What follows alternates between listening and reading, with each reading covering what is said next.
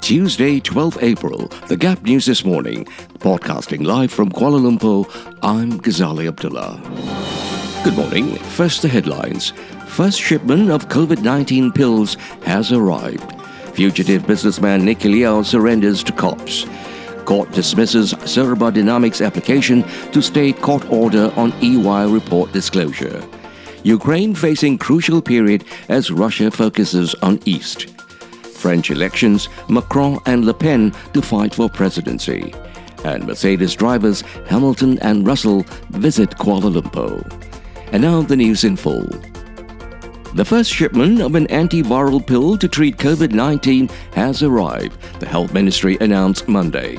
A total of 48,000 boxes of Pfizer's Paxlovid pills were delivered to Pharmaniaga Logistics in Sdn Bhd, said Health Director General Dr. Noor Hisham Abdullah.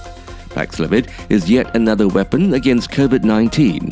However, it's no substitute for COVID-19 vaccines or preventive measures to avoid an infection, he said.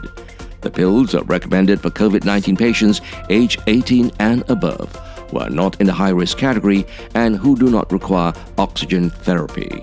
Noor Hisham said that for optimum efficacy, the pills should be taken right after a patient has been tested positive or within 5 days after displaying symptoms. After a year of escaping the authorities, fugitive businessman Nicky Liao has surrendered to the police. The 34-year-old was wanted by police over alleged involvement in organized crime, such as fraud and money laundering. In March last year, police had hauled up 68 people believed to be members of Liao's gang. They also confiscated 16 luxury vehicles, including a Rolls-Royce, as well as foreign currency totaling over 7 million ringgit through 70 raids. According to Bukit Aman Commercial Crime Investigation Department Director Kamaruddin Muhammadin, Liao voluntarily surrendered himself to police at Bukit Aman around 11 a.m. Monday. Liao will be taken to the Shah Alam court to face 26 charges under the Anti-Money Laundering and Anti-Terrorism Financing Act 2001, Kamaruddin said in a statement. He said the CCID had received instructions from the Attorney General's office to file charges against Liao on March 23rd. The Court of Appeal yesterday dismissed Serba Dynamic Holding Berhad's application for a stay on a High Court order for the company to make public the Factual Findings Update, FFU, on its finances by Ernst & Young Consulting, Sdn Bhd, otherwise known as EY, pending disposal of an appeal. Serba Dynamic had sought the stay order pending disposal of its appeal in the Court of Appeal against the High Court's decision last February 7, directing the oil and gas company to make a public announcement of the FFU. EY was appointed to conduct a special independent review on Serba Dynamics' financial accounts for a 12-month period ending December 31st, 2020, within 2 market days. Yesterday's court proceedings were conducted virtually before a 3-member panel comprising Justices Dato Lee Swee Seng, Dato Hadaria Said Ismail, and Dato Gunalan Muniande.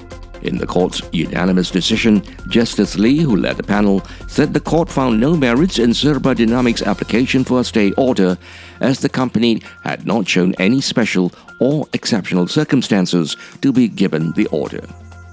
Thank you for being with us in this podcast group. You are listening to The Gap News, coming to you from Kuala Lumpur with reports from Free Malaysia Today, The Vibes and the BBC World Service. The Gap News is also available on the internet news portal Melaka Hari Ini. More to come, news from the international front. The coming period is crucial for Ukraine, Western officials say, as Russian forces re-equip, refurbish and redeploy. President Zelensky says Russia is concentrating tens of thousands of soldiers for its next offensive in eastern Ukraine. It is likely that tens of thousands of people have died during Russia's bombardment of the port city of Mariupol, Zelensky says. Mariupol's deputy mayor, Serhiy Orlov, says the Ukrainian forces are holding out against Russia in the besieged city. He also denies reports about a Marine brigade in the city running out of ammunition and facing a lost battle. Austria's chancellor has become the first EU leader to meet Vladimir Putin since the start of the war. Karl Nehammer, describes the talks at Putin's residence outside Moscow as direct, open and tough. Indian Prime Minister Narendra Modi says he has repeatedly appealed to Putin and Zelensky to hold direct talks. Emmanuel Macron has won the first round of the French election, and far-right rival Marine Le Pen will fight him for the presidency for a second time. Make no mistake, nothing is decided, he told cheering supporters. In the end, he won a convincing first-round victory, but opinion polls suggest the runoff could be much closer. Ms. Le Pen called on every non-Macron voter to join her and put France back in order. With 97% of results counted, Emmanuel Macron had 27.6% of the vote, Marine Le Pen 23.41%, and Jean-Luc Mélenchon 21.95%. And now for some sports news. Seven-time Formula One world champion Lewis Hamilton are in town alongside new Mercedes-AMG Petronas F1 teammate George Russell. Sources within the fraternity said Lewis and George came to Kuala Lumpur for the Petronas Welcome Home program and departed last night and today respectively.